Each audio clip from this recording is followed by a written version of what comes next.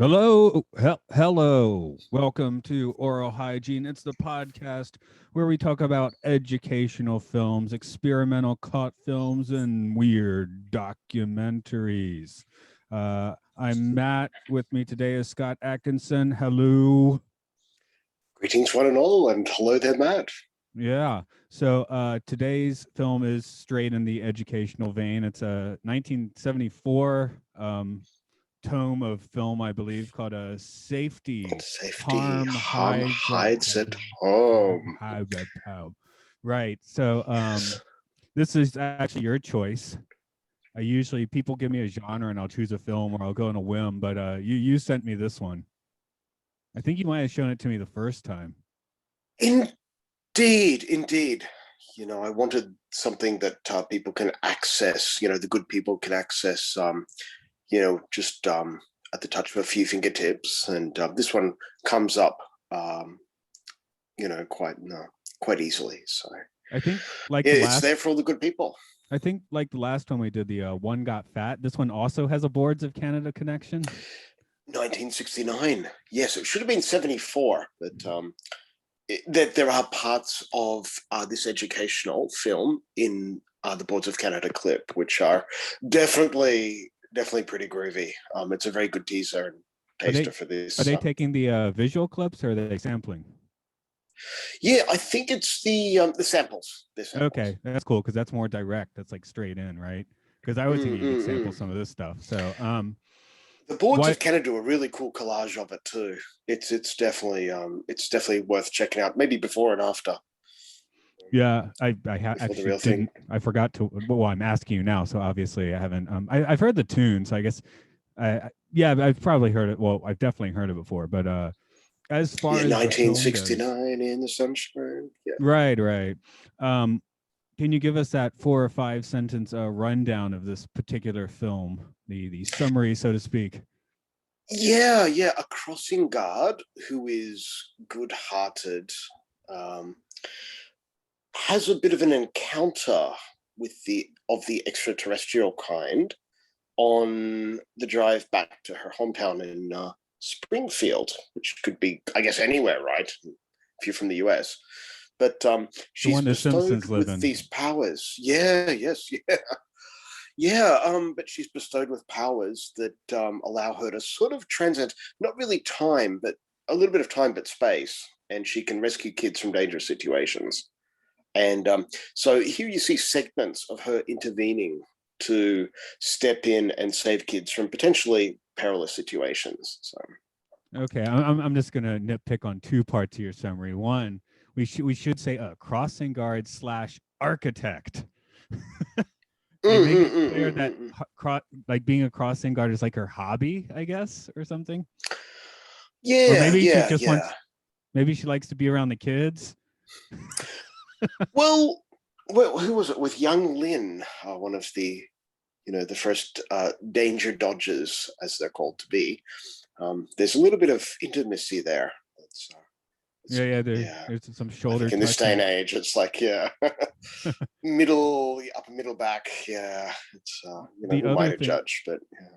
Are we? I guess we should go with a close encounter because are they extraterrestrial? We're not really sure. They could be from the inner Earth. They could be from like another dimension. I mean, the power bestowers. They could be archons. I don't know. Yeah, I mean, or from a schlocky bad 50s movie there with the quintessential cheesy sound effects and it's flying saucerish anyway, and I mean it does bear a nice hi-fi flying saucer. Yeah. And then they give the aliens like a chipmunk voice for and some reason. There's definitely a bit of Alvin don't in there. We stop separating every word? So I was like thinking it was like just the shitty version of the Green Lantern origin story. Yeah, it's like really annoying wisdom from a higher self on nitrous oxide. It's I mean, there's not much of a intonation flow there. It's pretty freaking staccato. So. They just give her a plastic garbage can lid as the shield and a sonic screwdriver. I guess that's pretty hip, but I'm just wondering about also during that sort of monologue. I'm just wondering about kids' attention spans being able to sit through that in the classroom. I was spitballs enraptured be by that flying. stuff. You start showing me psychedelic visuals, I'm gonna stare at the TV. The planetary ones are good. I just think the voice, man, no, it wasn't doing it for me. But, Yeah, the voice was pretty rough. A bit of a bit of a different delivery there. Yeah, that could do it. I James Earl Jones or something like that. Yeah. I did make my note that when I have my encounter, I hope it's groovier than this one. I mean, all she got was like safety woman. She still has to be a crossing guard. So yeah, and an architect, landscaping. I mean, the three-fingered salute seems kind of vaguely obscene, but I kept he did. Especially she's so naggy. She's nagging them, so you kind of expect that she's going to get the one finger salute. Yeah. Yeah, I guess maybe it's a bit of an exchange. You give the three finger, you get the one back. Yeah, two in the middle. Yeah. I don't need your rules to exist, man. Yeah.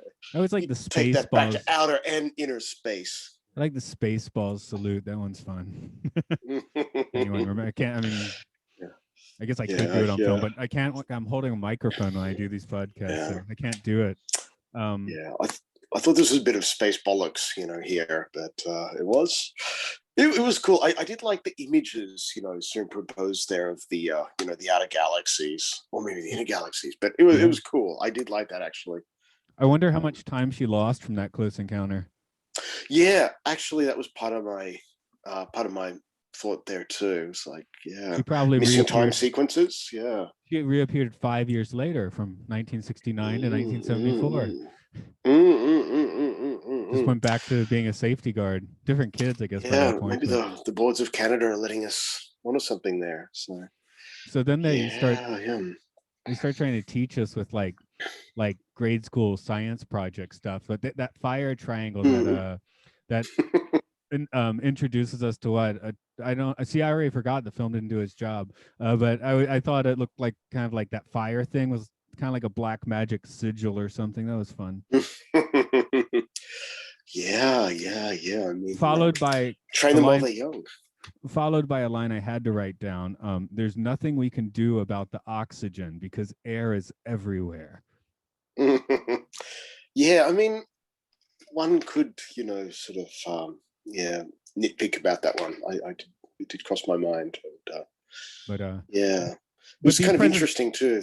The lavishly drawn sort of illustrations of potential, fires mauling the house and people smoking in bed and all that sort of good stuff. I mean, they had lovingly drawn.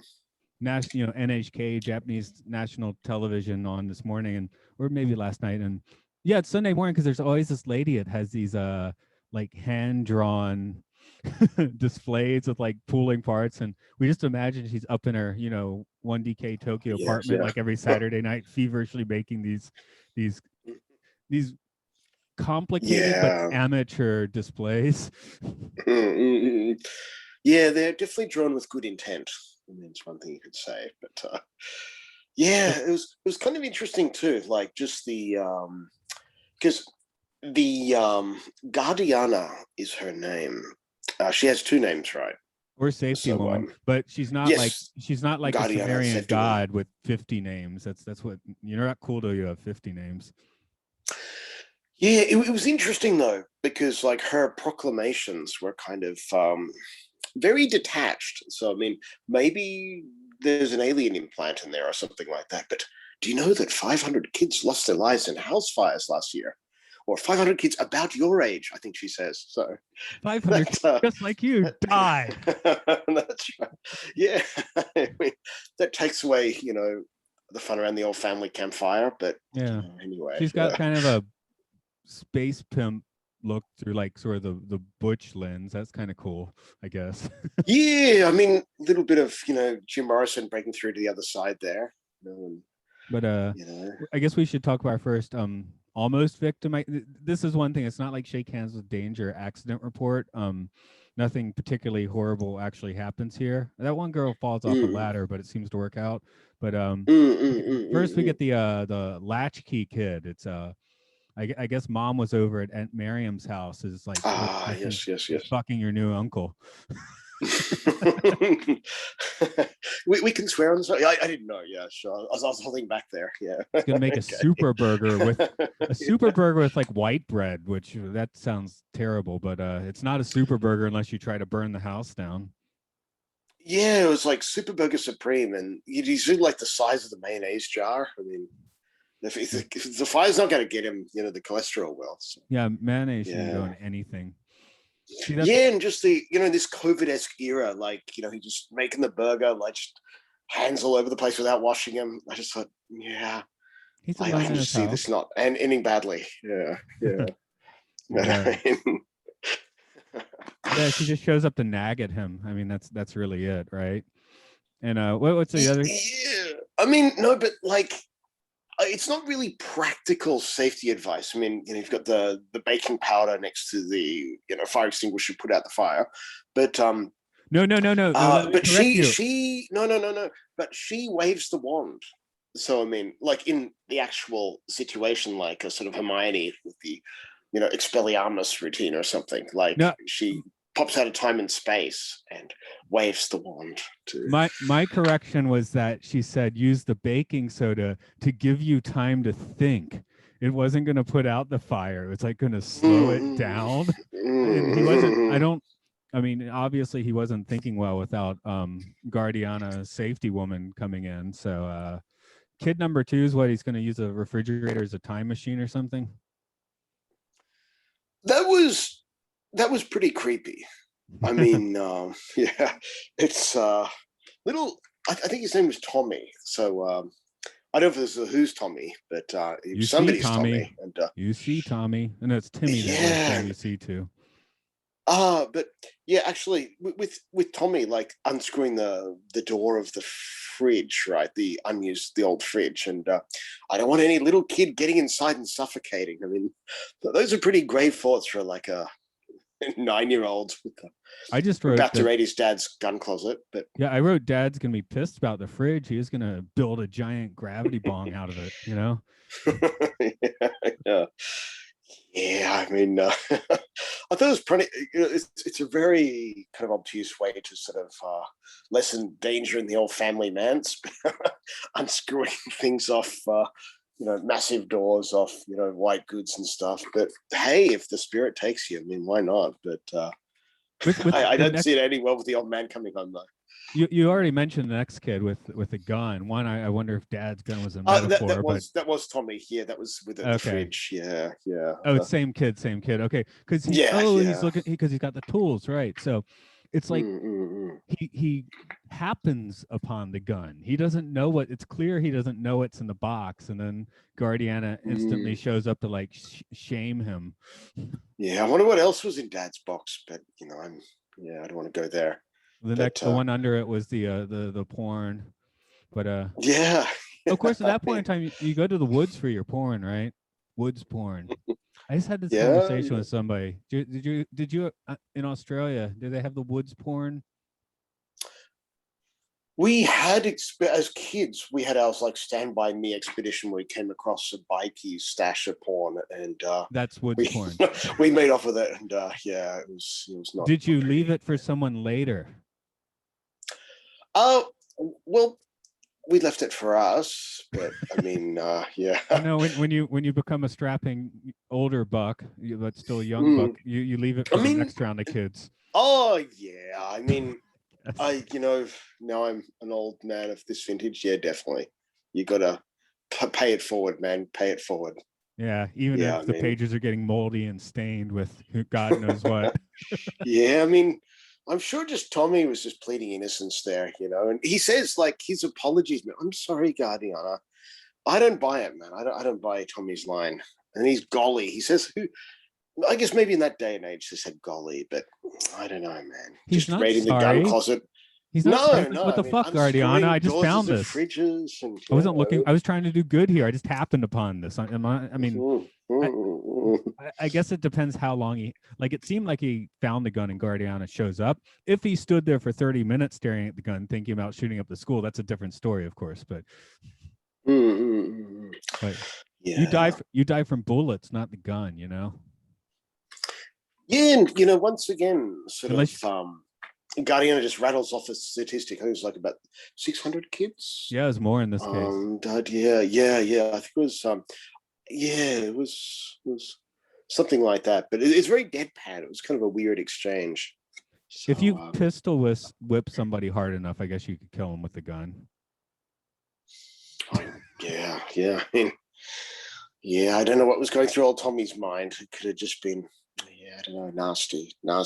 Next was just a couple seconds with Carrie, who, she should have been taller. It's good Guardiana resurrected her.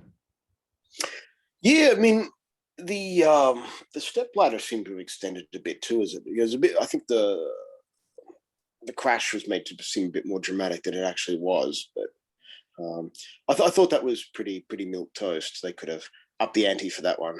Yeah, again, this is not Shake Hands with Danger.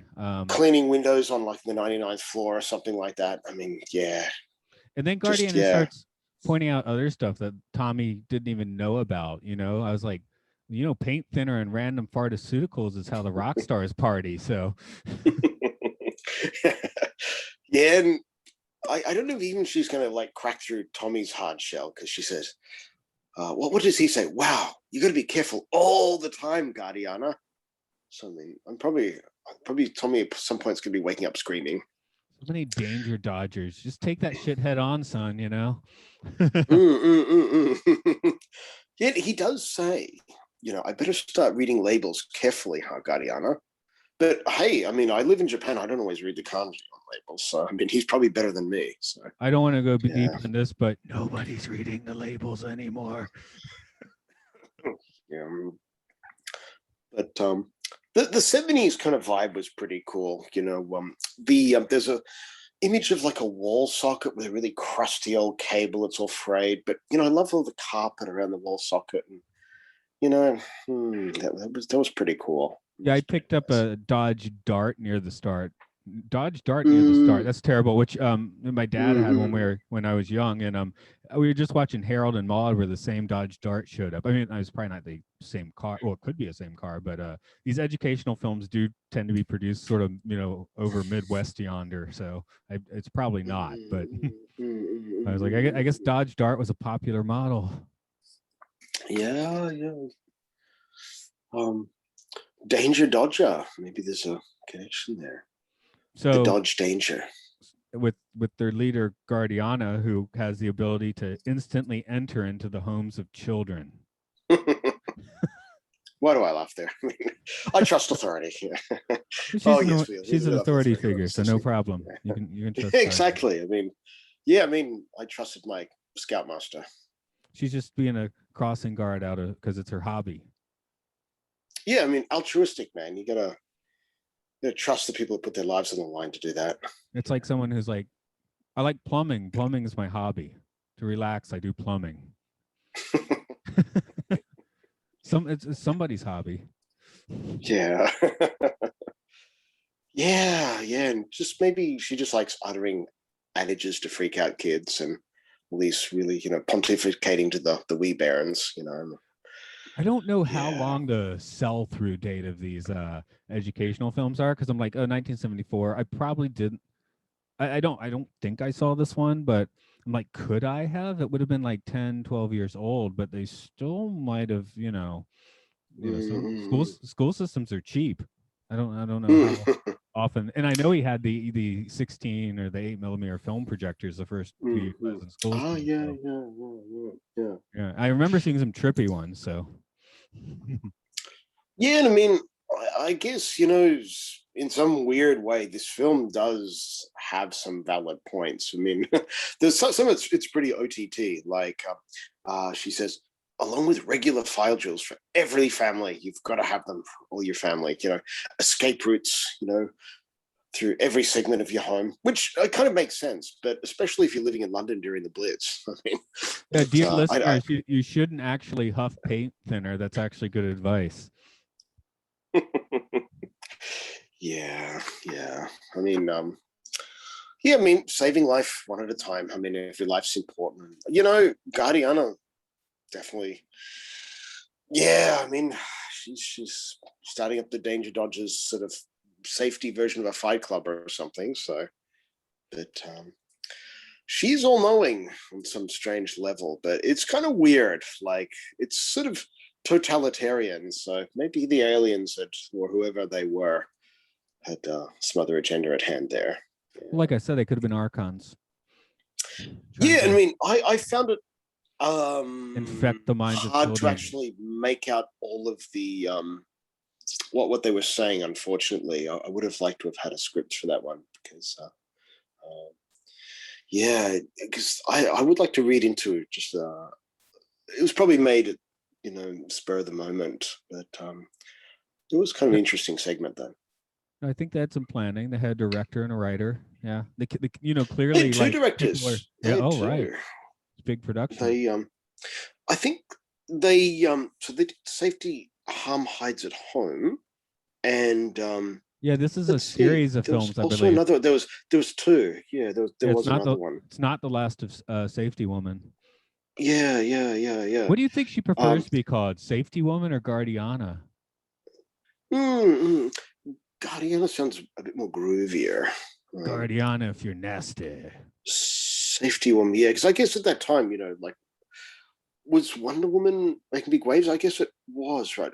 Because that was also maybe later 70s. But I think it was later, but yeah, they had 70s Wonder Woman with Linda Blair, twirling and yes. There was also there was a Shazam TV show, and it kind of made me think of that. That was 74, so they could have been watching that. Gotcha. The next one was, I'm just checking here, Safety in Danger Out of Doors. That was 78. So it was, okay. Took them a while to get to the sequel. Yeah, I mean, she probably asked for a bigger salary. Probably asked for a larger salary. It had to be negotiations and shit.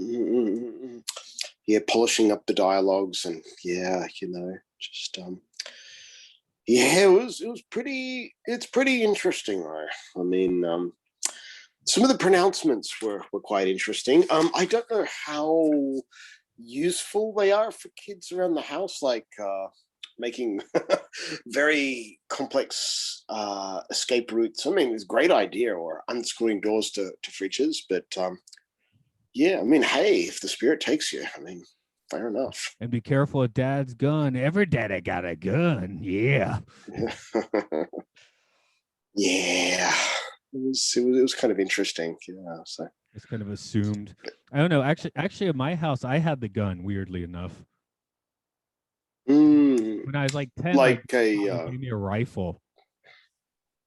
And so, the real thing, yeah. Yeah. I think it's still in my parents' room. Like the last time I saw, which was a while ago, it had a like a bag over it, and it was being used as a hat rack. But yeah, I guess that's how people that have never been to America imagine America. So, Well, I'm living the American dream there. Yeah. And well, from here in Japan. But yeah, when I was a kid, I shot guns several times. As a Boy Scout, we do. I mean, it was like, first few used BB guns, but then they start giving you actual rifles. And I know I went shotgun shooting once. Yeah, I mean, maybe maybe it's a good gun safety one we can do. In Australia, I had to use guns, but definitely gun safety ones. yeah. But those are not the ones you typically show to like second graders, though, as this film seemed to be oriented towards. Yeah. But definitely, it's definitely an interest. It's definitely worth checking out once. And then, but the Board of Canada, I think, they clipped 1969.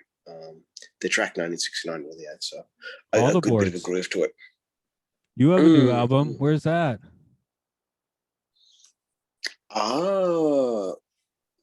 That would be who?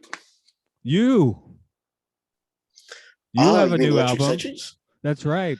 Where Well, would I hear that? yeah, yes. So go to Bandcamp, Electric Sages, and No, you'll find don't it go right there. there. Actually go to rovingsagemedia.bandcamp.com. Yeah, Definitely, if you like what you hear here, I mean, you've got my words and Matt's sound. And, Scott can't chill. See, I always feel bad because I can't do Luke's rant from the Sci-Fi Sanctuary, which is, I haven't done it for a few weeks. I lost it again. MLSFS Pod at Twitter, Facebook. Hear me talk about sci-fi movies, and hear someone do the show better than both of us put together. This podcast is Aural Hygiene Pod. Also, check it out: Twitter, Facebook, your RSS feeds. And sorry, I got into pluggy mode, and I assumed you could cover the bases on this film. yeah, and just Correct me remember if what I'm wrong. Gariana said. Always sleep with a flashlight at hand in case of a power failure. So, I mean, there's a little bit of advice there for us all. Actually, we do in Japan because, the propensity for earthquakes. But the kids are always playing Spotlight with ours, so it doesn't really work. Anyway, yes.